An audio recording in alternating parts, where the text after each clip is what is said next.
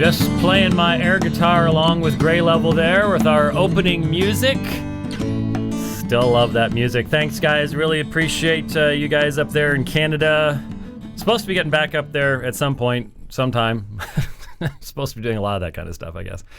Doing a lot of traveling around. On the Facebook page, on my Facebook page, and in Twitter yesterday, we were talking a little bit about the upcoming trips and our need for your support in getting where we need to be.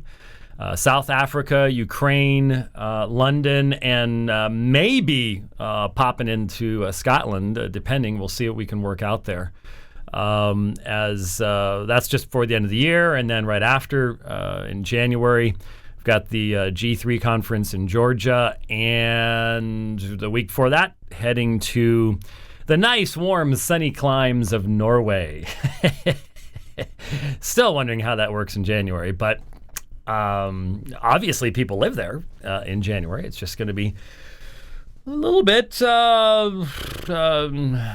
cool for those of us in Arizona. Someone in Twitter is saying that the YouTube link on the blog is inoperative, so I just thought I would mention that to you.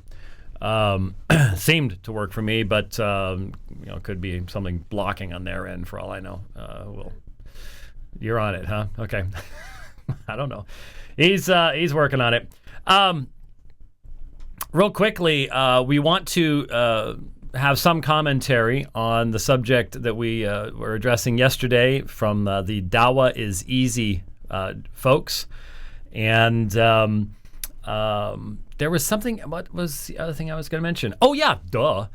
Let's see here. Where is it? All right. Yesterday, we did not have this information, and we have this information now. The location for the debate in Denver on Tuesday evening, July 8th.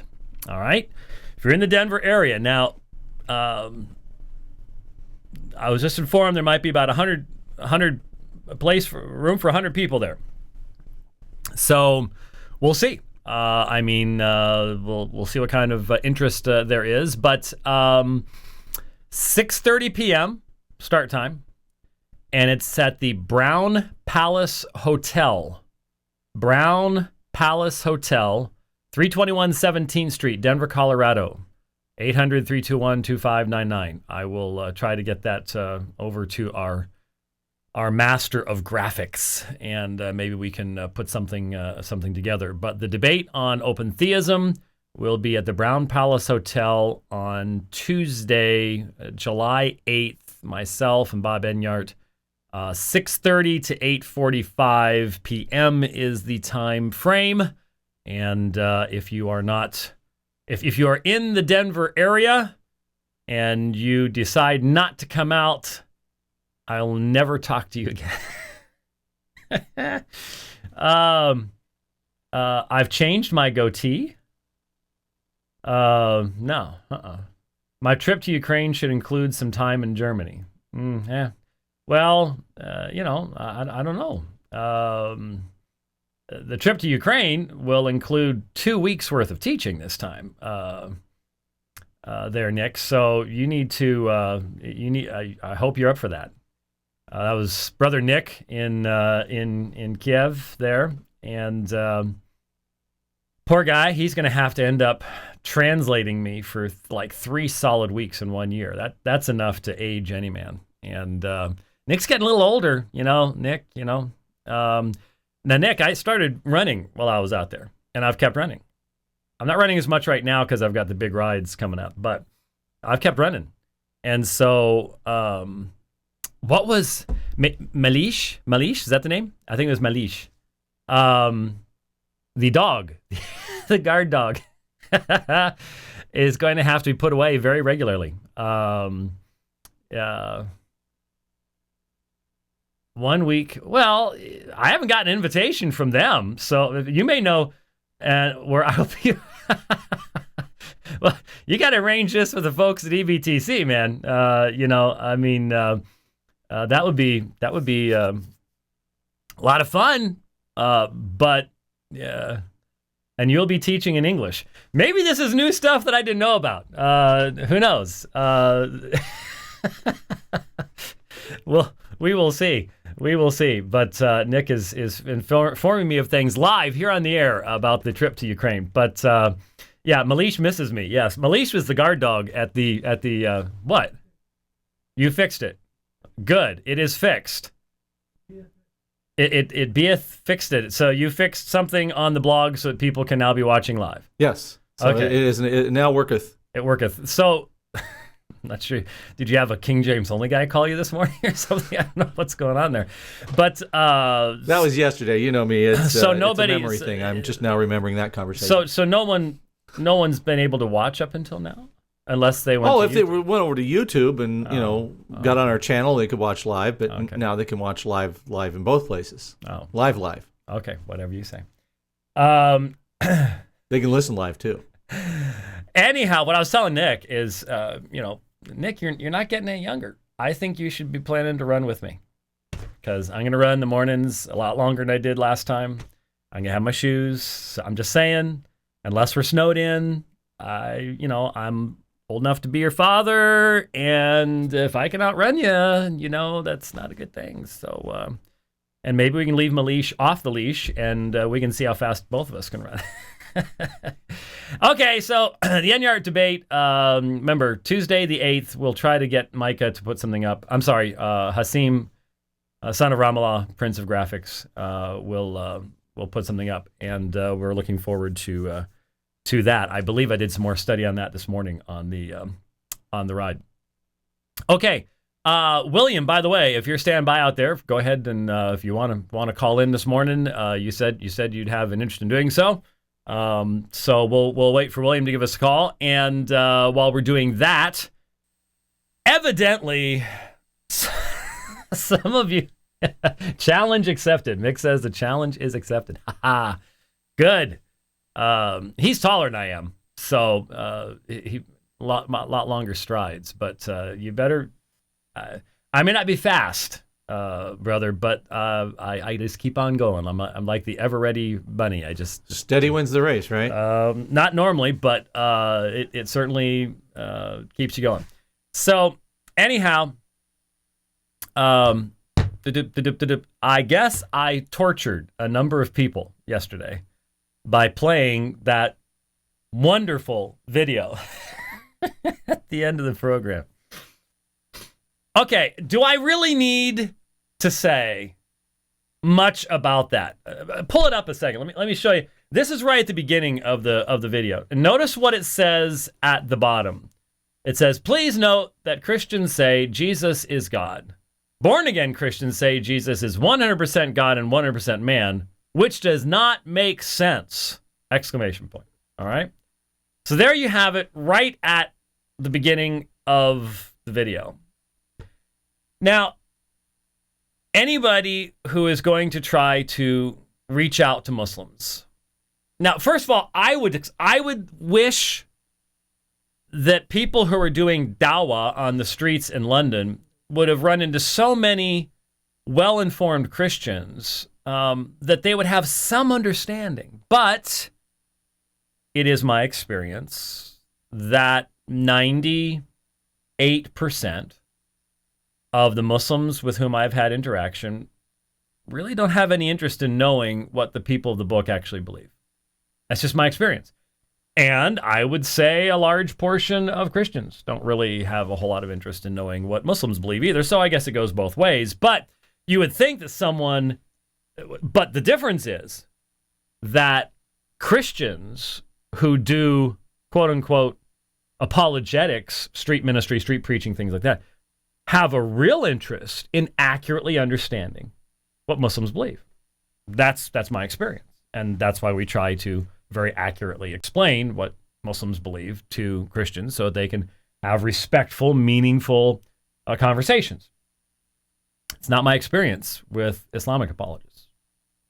The majority of Islamic apologists only want to know enough to be able to rev up the bass. They don't really want to know what we believe to be able to interact with it on a real meaningful level. It's just my experience. And clearly the Dawah is easy guys fall into that category. They fall into that category. And so here you have a very common objection. This is exactly why what you see in that screen capture is exactly why we did the debate that we did with Abdullah Kunda and with Bashir Varnia. And, if I can ever get Shadid Lewis to answer an email, maybe we'll do something similar this fall back in the New Jersey area. We're trying to set up a debate with Shadid Lewis, but Shadid Lewis will not answer any of my emails.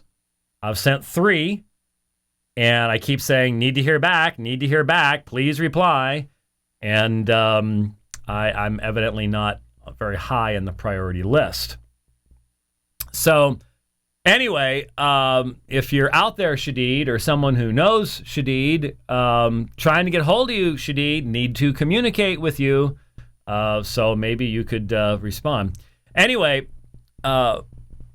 anybody who does apologetics to Muslims, as soon as you see that screen capture and that statement, you recognize that the person you're talking to really does not understand what we believe. And you know that your duty, your task is going to be to challenge and educate all at the same time. Now, do I really need to mention that what this young man did in starting off by saying something about 2nd century early church fathers is not how to do it? I mean, okay, let's say he's not trained in doing apologetics. I mean, the whole idea of calling this guy a theologian. Really? Seriously? But this, again, is something that you see on the Dean Show all the time. You see it now here on Dawah is Easy and all that kind of stuff.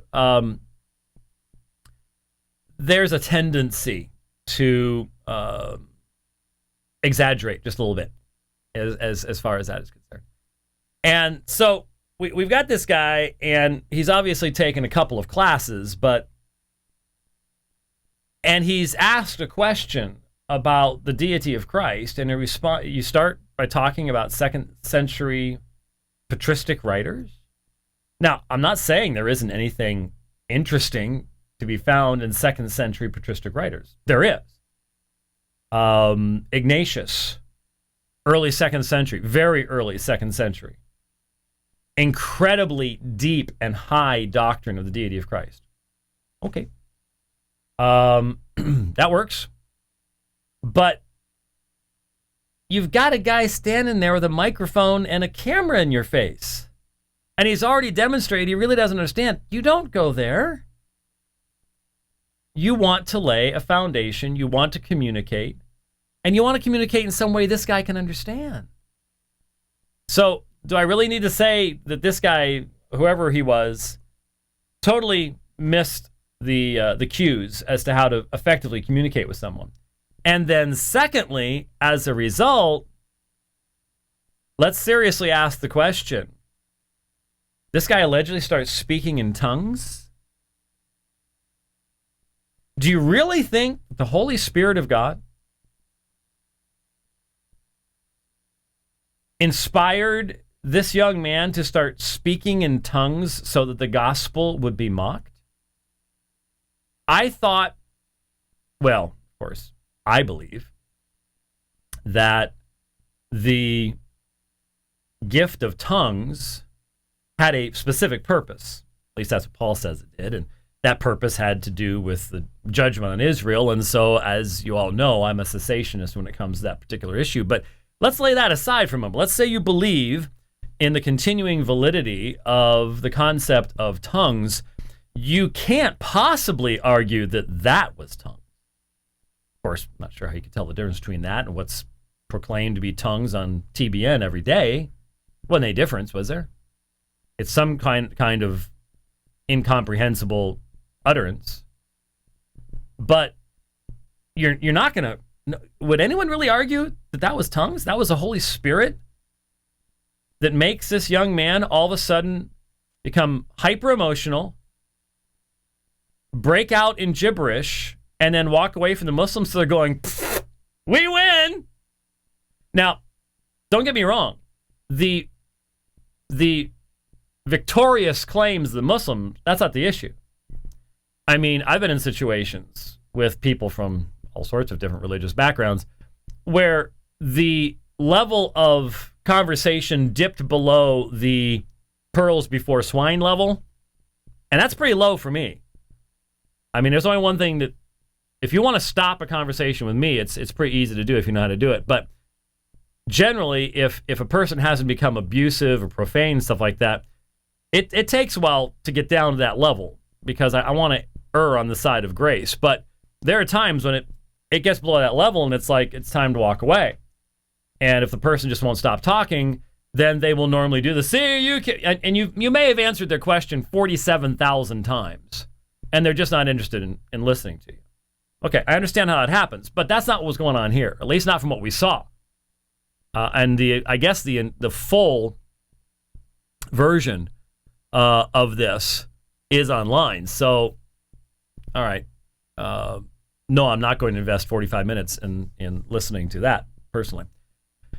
Unless somebody tells me I absolutely have to, and then I will. But anyway, is anyone really going to argue that the Spirit of God was behind that sudden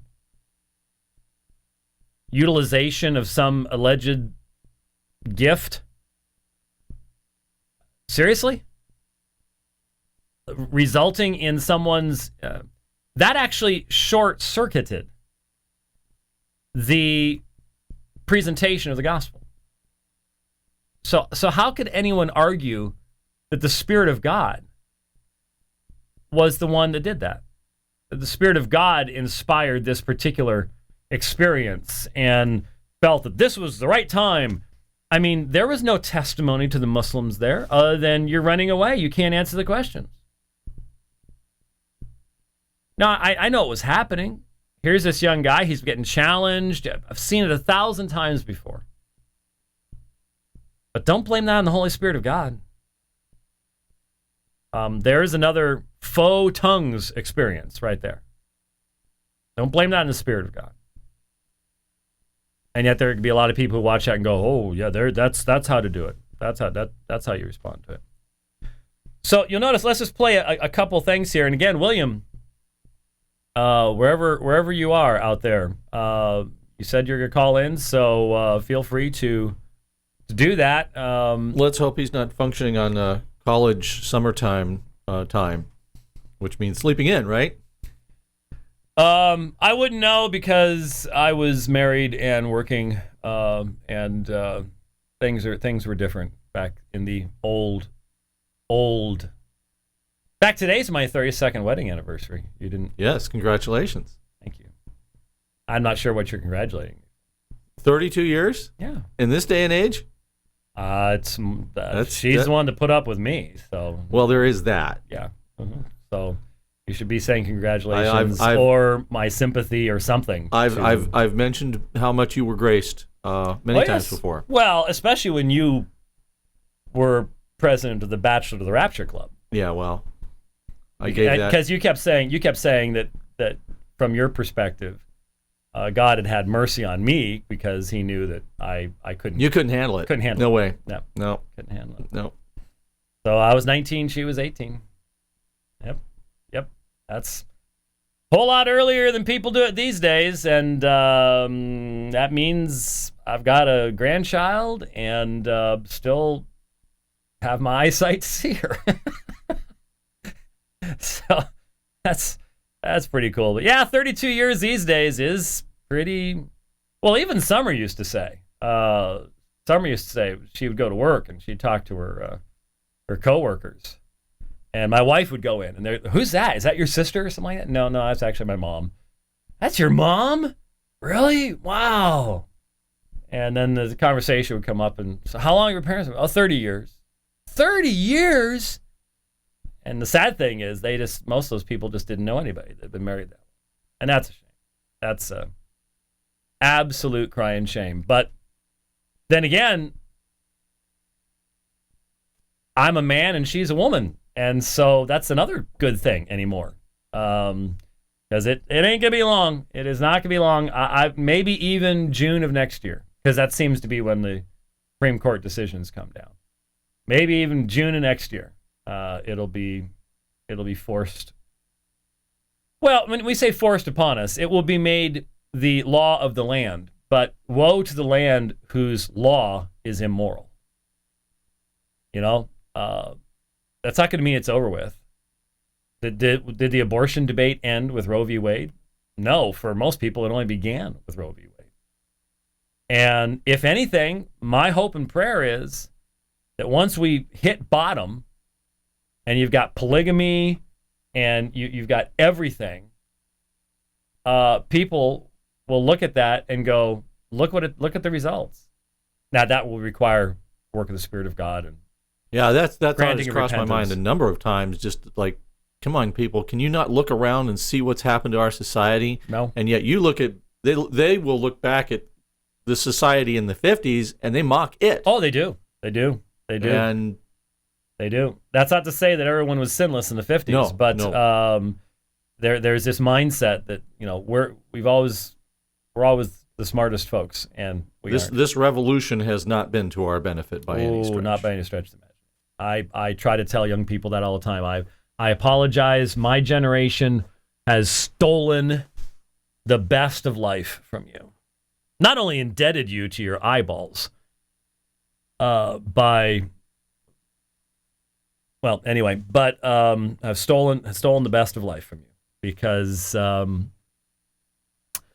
I'm awfully thankful that I've been married for 32 years to the same woman. And I'm not saying that I'm some don't go expecting some book on marriage from me. Ain't gonna happen. She's a patient woman and a blessing, but the reality is that there are a lot of people in the younger generation that aren't ever going to experience. They're not going to get to experience what I've experienced in that way, and that's a crying shame. Anyway, what in the world are we talking about? Oh, I wanted to play a portion of this. Hopefully you got the computer. Listen as we get started here. Tangent alert. Yeah. Oh, believe me, we went a long ways, but partially because I honestly really expected a phone call.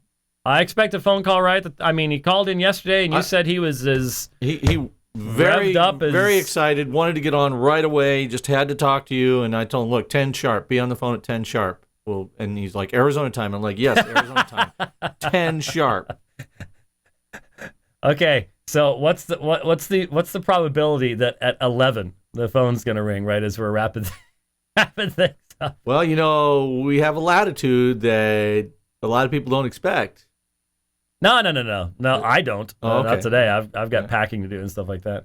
What is this about this is the second thing I've seen in channel about my goatee being wider than usual. No, it's not.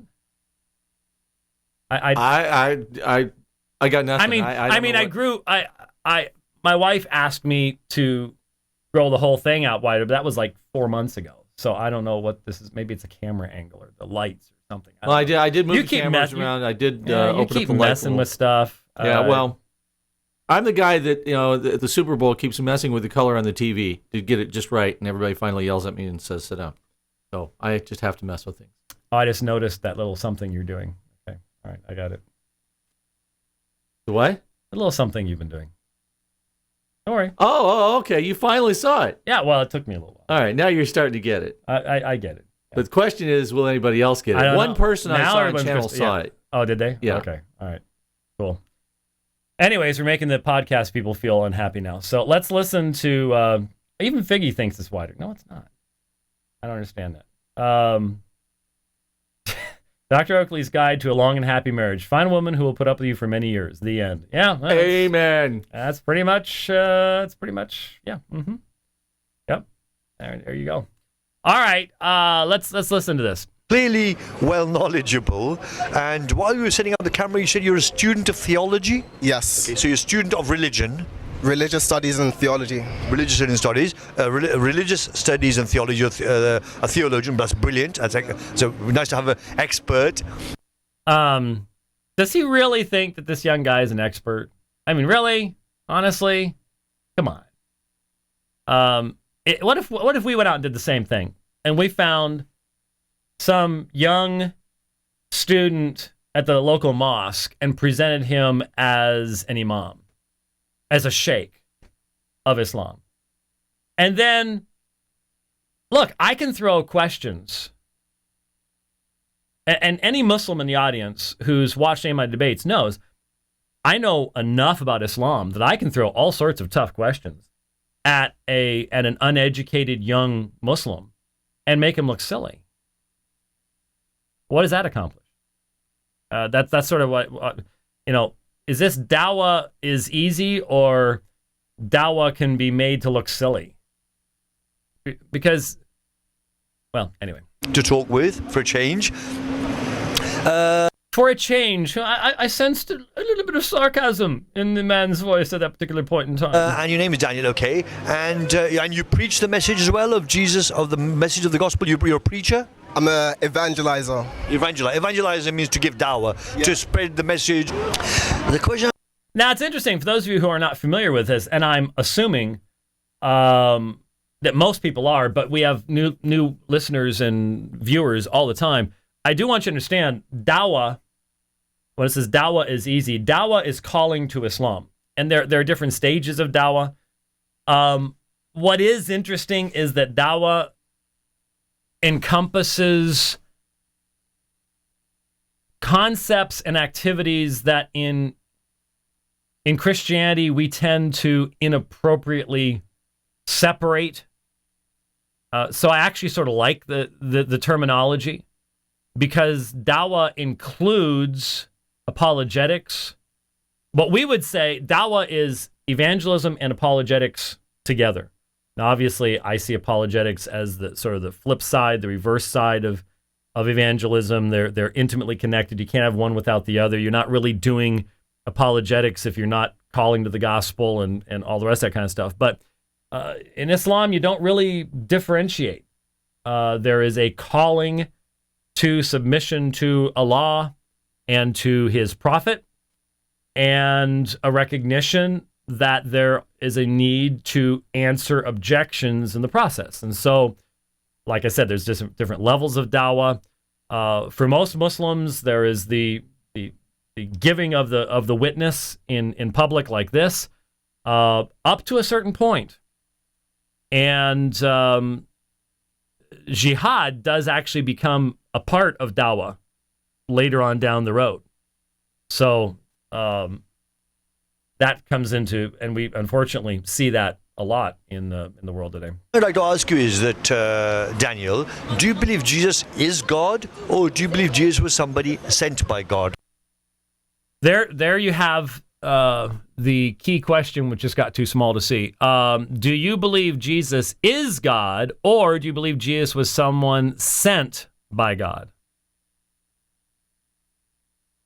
Whenever you're engaging in conversation with a Muslim, you have to hear what they're saying and be ready to ask questions. Now, they've asked a question of us. How would you respond to that? How would you respond to that particular question? Now, he's going to say, appropriately, both. But if you don't explain how both can be true, then the Muslim mind is already, and again, the Muslim mind. It's like talking about the Christian mind, right? But there is a real high level of consistency on this point amongst the vast majority of Muslims with whom you're going to have conversation. What I'm saying is, if you listen to this program on a regular basis, you better be one of the people that if you find out your cabbie is a Muslim, you feel prepared to answer these questions and to engage with them.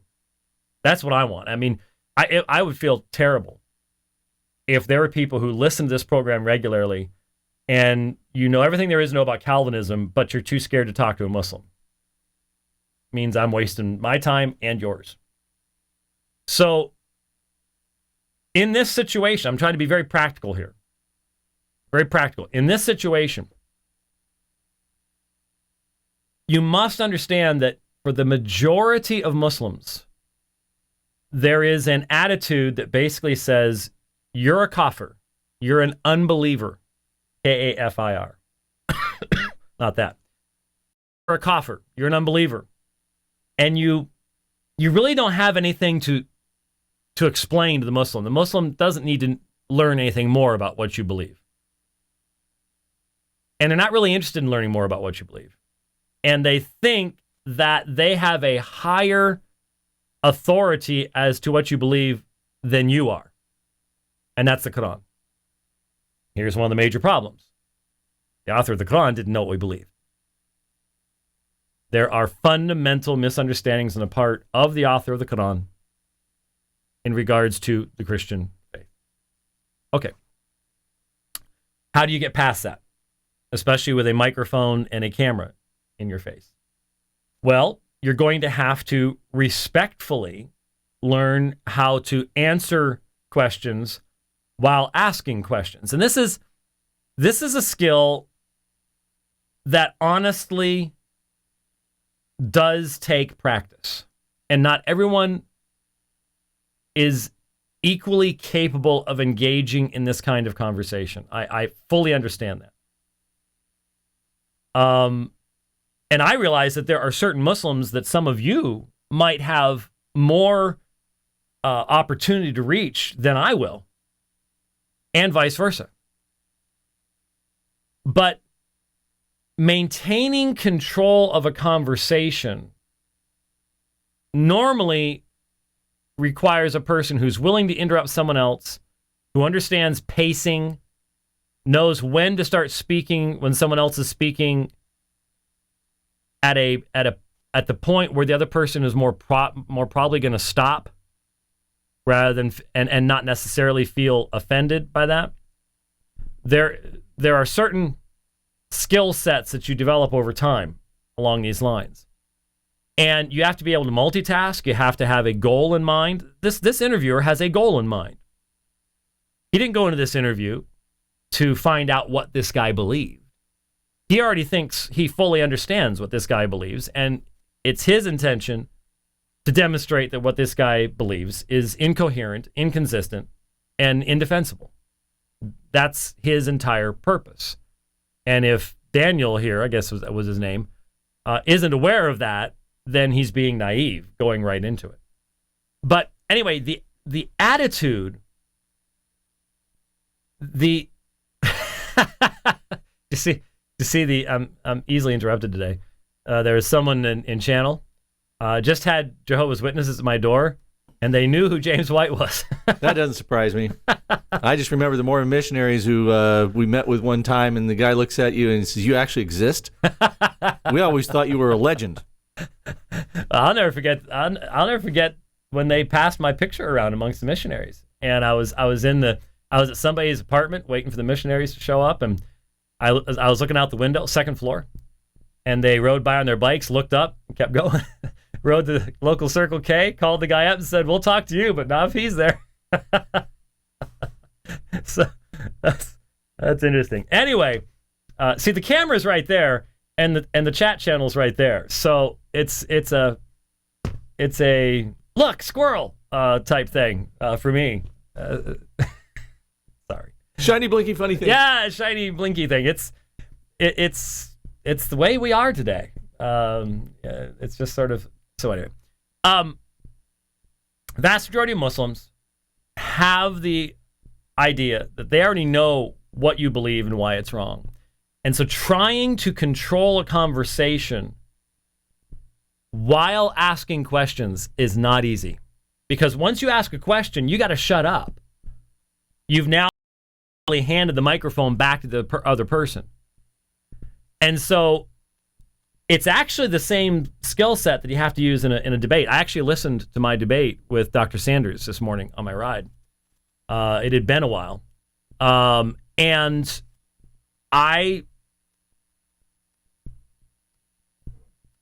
you know that there is the objection in a court of law about a leading question, where you're basically giving the information that you want the person to say. Okay. But when you're doing cross-examination, there is a skill set involved in being able to pursue a particular path while asking questions. And that's a skill set that we have to develop, especially in this type of a context. You want to show respect for the person. You want to show love for the person. But your overarching purpose is always to love God and respect the gospel more than anything else. That's not an excuse to be boorish, but that is a priority to keep in mind. And so right now, the Muslim's in control. And he thinks he knows exactly where he wants to go. I would love to have these guys walk up to me on the street. That'd be very enjoyable. Because once this, like this question, do you believe Jesus is God, or do you believe Jesus was someone sent by God? I would say, well, the question assumes a false dichotomy. And I would see by the response whether I'd have an opportunity to, for example, give reference to the misunderstandings of who Jesus was found in the Quran. I mean, if I wanted to go there immediately, I would say, man, that sounds as bad as the misrepresentation of what the people of the book believe that's found in Surah 5:116. Now, as soon as you give a Quranic reference, you've got their attention. Because how many Christians do they walk up to in the street that have any idea? Now, you got to be careful, because some might it's just like with Jehovah's Witnesses. When you've got to be so careful as to how much you say to one of Jehovah's Witnesses in revealing how much you know about the Watchtower Society. It's a real fine. It's a spiritual thing, basically, because on one side there's a real advantage to being able to speak their own language. I've studied what you believe, so they're not always sort of pedantically trying to explain things to you. But then there's on the other side, this person's an apostate. This person has been exposed to apostate literature, etc. I need to stay away from them. It's a balancing act, and only by talking to people can you find out where that balancing act really is, including with the Muslim. And so you could go sort of full burners and say, well, your question assumes a false dichotomy that seems to indicate to me that you don't understand what we believe, and that seems to come from someplace like Surah 5:116. Now you've got the opportunity of asking, could we look at that? Do you have a Quran with you? Could we look at what Surah 5:116 says? And then I'll answer your question. Because now you've sort of taken over the conversation. Now, if I didn't want to go that fast, if I didn't feel like that was going to extend the witnessing opportunity, because that's what I want to do, if I can. I mean, if in my mind, as I'm standing there and I'm going, we were going to be, just going to lunch here. I can grab something light. I got plenty of time here. Let's extend this out as far as we can. It's not like I'm walking to do the Unbelievable program in London or something like that. Which I walk there a lot. Actually, that's how you get everywhere in London until you get to the tube, anyways. If that was my mindset, was extend the conversation. You don't extend the conversation by getting out the 50 cal immediately and okay. But you do want to take control of the conversation and start moving it toward an opportunity of, well, you have to think ahead of time. This is something you have to make a commitment to be ahead of time, and that is, what do I want this person to walk away from this encounter with? And this is true. I don't care who you're talking to. You're talking to a Mormon, you're talking to Jehovah's Witness, atheist, secularist, whatever. If you go into that conversation without a goal, you're going to wander all over the place. And you're going to get done and sort of feel like, I don't know what I really accomplished there. You need to, early on, ask the Lord, give me the goal that I need to have in this situation. What do I want this person to understand? We walk away. Because in the vast majority of situations, it's not like, well, I want this person to get saved here in the next 5 minutes. Well, nah, that's nice. That would be wonderful, but that's probably not how this is going to happen. And so what do you want them to understand? And so if I didn't want to go for the immediately go to Surah 5 approach, do you believe Jesus is God, or do you believe Jesus was someone sent by God? My response would be something along these lines. Well, if you understand what Christians believe and you understand what the New Testament reveals, it reveals that the one who was sent by God, and Jesus said he was sent by the Father specifically, not just by God, he specifically said, the Father sent me, also teaches that he had eternally been with the Father and that he and the Father send the Holy Spirit. Now, why have I emphasized using the term Father here? Because I'm already attempting to address a misunderstanding in the Muslim mind without doing it in an offensive fashion.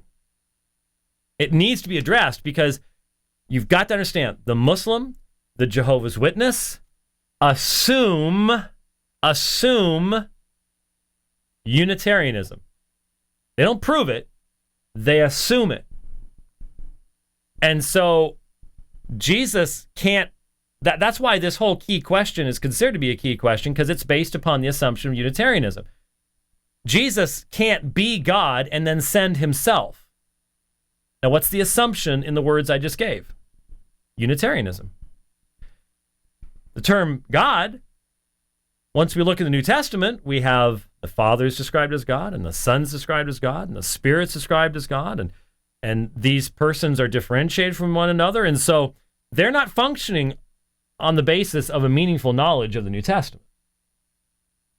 And the vast majority today, obviously, are functioning upon the idea that the New Testament is a corrupted document in the first place, filled with self-contradiction. And as a result, very few of them know it very well at all. They might pick up, this verse here, that verse there. Drag them into the context, they're lost. It's been my experience. They're lost. They just have no earthly idea. So the question assumes Unitarianism. So that would be another way to go. It'd be, well, you're using the term God there in two different ways from the Christian perspective. That's going to require them to have some kind of response like, what do you mean? Which opens up the opportunity for you to say, well, Jesus is deity. He is identified as God in numerous places, such as John 1:1 and John 20:28 and Romans 9:5 and Titus 2:13 and 2 Peter 1:1. Now you've opened the door to go back to every one of them as long as they're not challenged. But then I would add, while he's deity, he's differentiated from the Father, and it was the Father who sent the Son. And then I'd ask a question like, let me see if you're confused here. Who is Yahweh to you? Now you could use Jehovah if you want. I prefer. Who is Yahweh to you? This is a good approach with a lot of Muslims because there's very little discussion of the divine name from the Old Testament, the Tetragrammaton, Yod He Waw He. There's very little discussion of that amongst Muslims. And unless they've run into a bunch of Jehovah's Witnesses, they're not going to have a lot of ready-made answers. And no matter who you're talking to, Mormons, Jehovah's Witnesses, Muslims, whatever, you want to go into areas of discussion that are beyond the normal conversations these people have been having over and over and over again. That's why I say when the Jehovah's Witnesses come to your door, don't talk about John 1:1. They can respond to John 1:1 in a comatose state. I've said it thousands of times. You don't want to go to where they expect you to go. You want to try as best you can to raise your questions using terminology and language that will actually cause them to listen to what you're saying and to think and to remember. That's really important. And so I would ask, well, who do you believe Jehovah is? Who do you believe Yahweh is? Now, again, they assume Unitarianism, and of course, they understand the Shahada, the very profession of faith, to be an absolute profession of Unitarianism. That there is not only one God, but that there is only one person that shares the being of God. And so that is just a given for them. And so the general response is going to be something along the lines of, well, Jehovah would be Allah, would be who you would call God the Father. See, there's the Unitarianism coming out. And you would say, there's where your question doesn't make any sense, because the New Testament identifies the Father as Yahweh and the Son as Yahweh and the Spirit as Yahweh. Can I show you where Jesus identified as Yahweh? Now, right now, let me ask you something. I'm going to step on some toes here. Sorry, but I do it for your own good. I do it out of love. Do you really feel confident that you could demonstrate to this man standing on that street corner? You ever get a chance to go to London, or if he happens to come over to wherever you live, you really feel confident that you could demonstrate to him that Jesus is identified as Yahweh in the New Testament? Oh, we've talked about it many times. Sure. Remember that? Remember the debate we had? What was it? About 2011, I think, with the Unitarian? 2011, 2012, somewhere around there.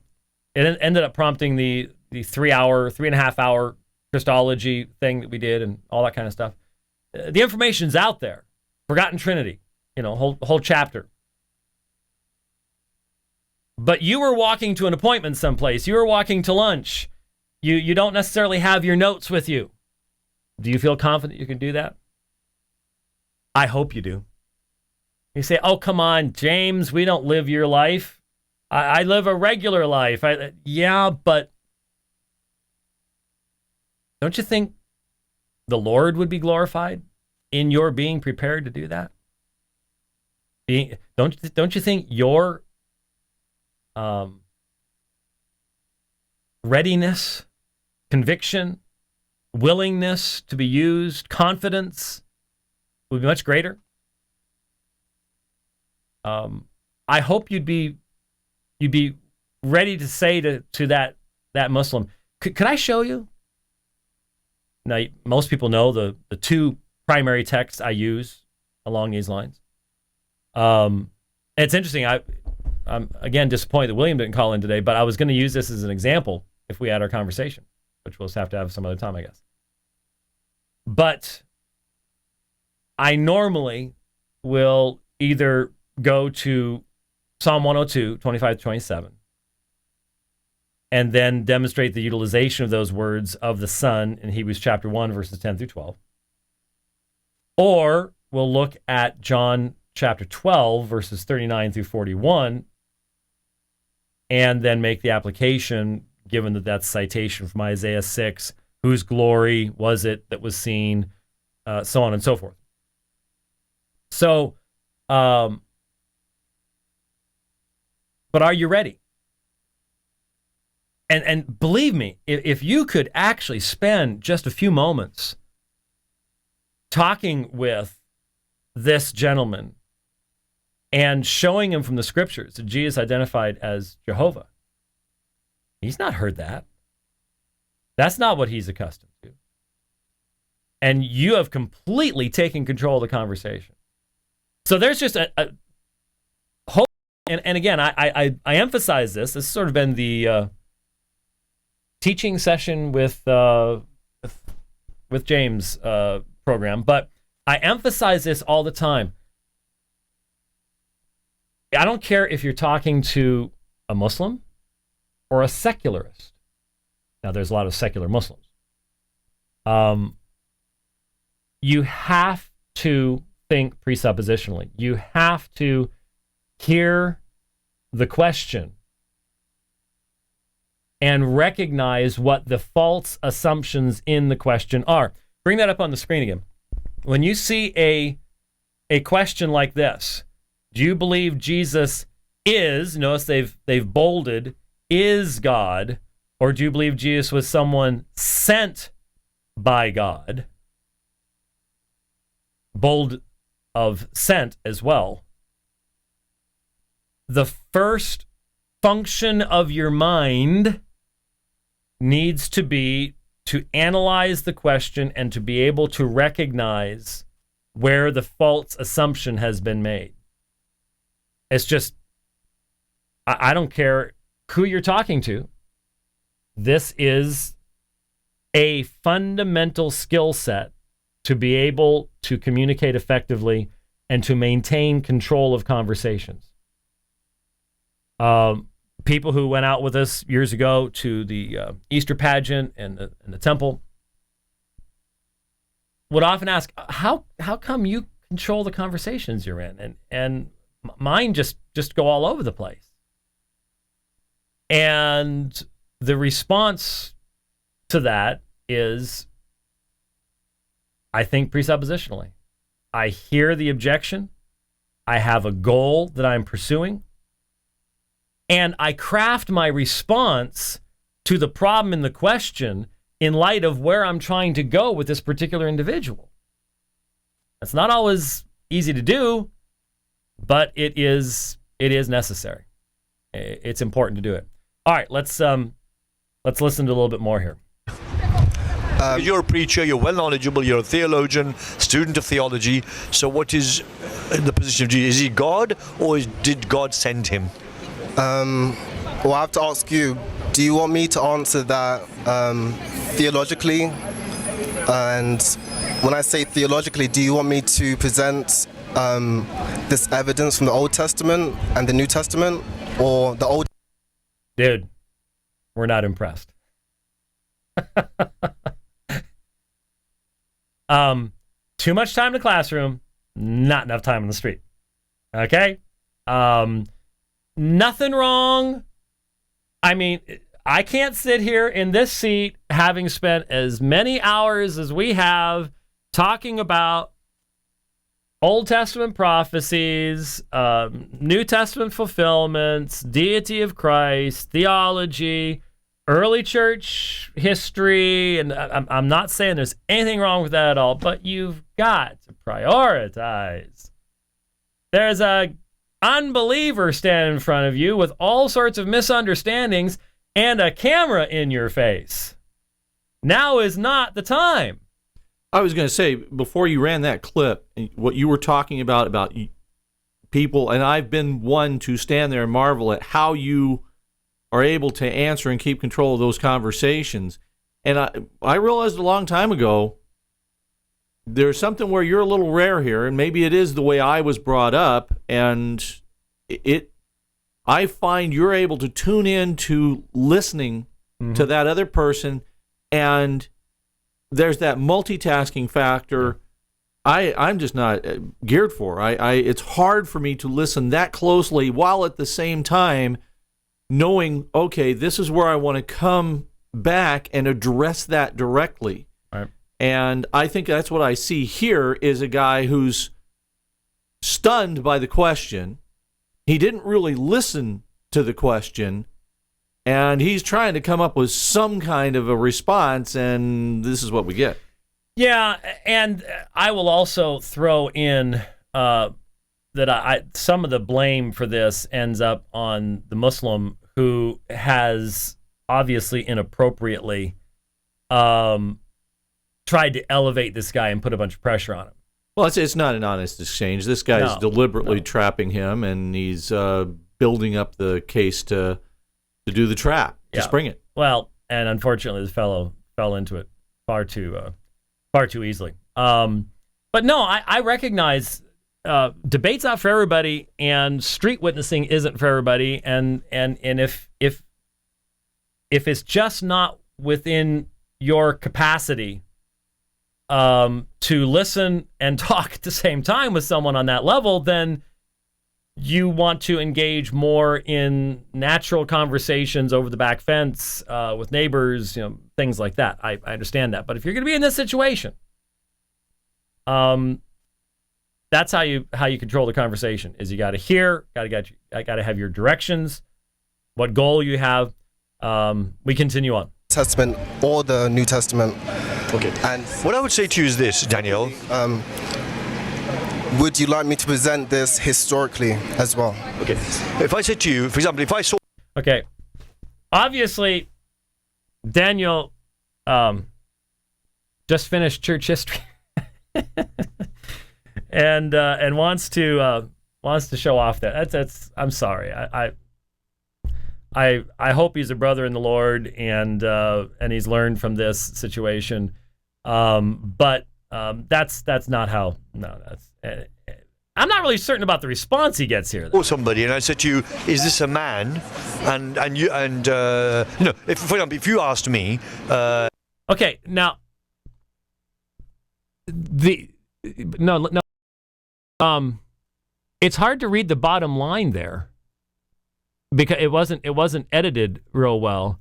The Dawah brother asked him what he believes in. Whatever the evidence he gives, it should show Jesus to be the same in nature. And I don't know if that's the end of what was there. I assume it is or something. I don't know.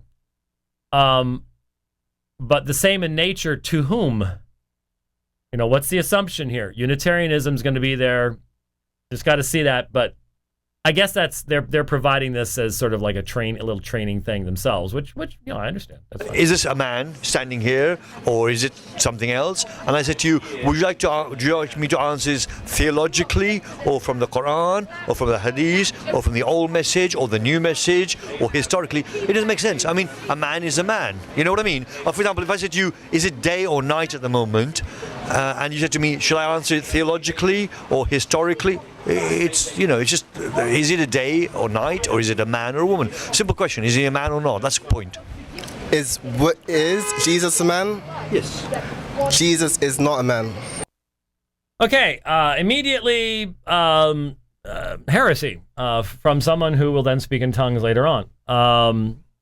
There's obviously a fundamental level of misunderstanding on Daniel's part that, you know, I've said before, I used to do this real quickly, run out of time. I used to role play before YouTube made it impossible for me to role play. And I remember going into this junior high school class at a church once, and I had the youth minister spouting modalism within 30 seconds.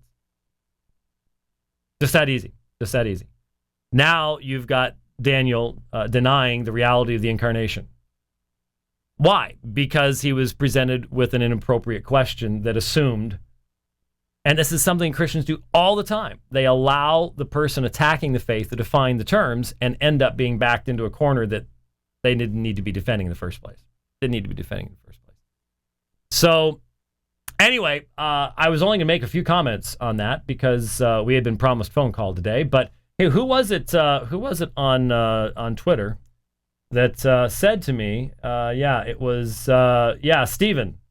Stephen on Exegesis had said, you haven't had much success with people actually calling in when they say they will. Okay, I am going to blame all of this on Stephen on Twitter. He has looks like a Detroit Lions thing for his, and that sells you everything right there, maybe. But so you can all blame this on Stephen, who jinxed the whole thing. Because about an hour ago, he said you haven't had much success with people actually calling in when they say they will. So that's why it all fell apart, is how it was. Hey, thanks for now here's the situation. Did you talk to John? When's he coming in? Tuesday at 10 and Thursday at 3. Next week, Tuesday at 10, Thursday at 3. John Sampson in the big chair, the big man. It's going to be great. Who knows? Maybe I'll call in or something because I won't be traveling to wherever it was I was traveling to last time. So thanks for listening to The Value Line. God bless.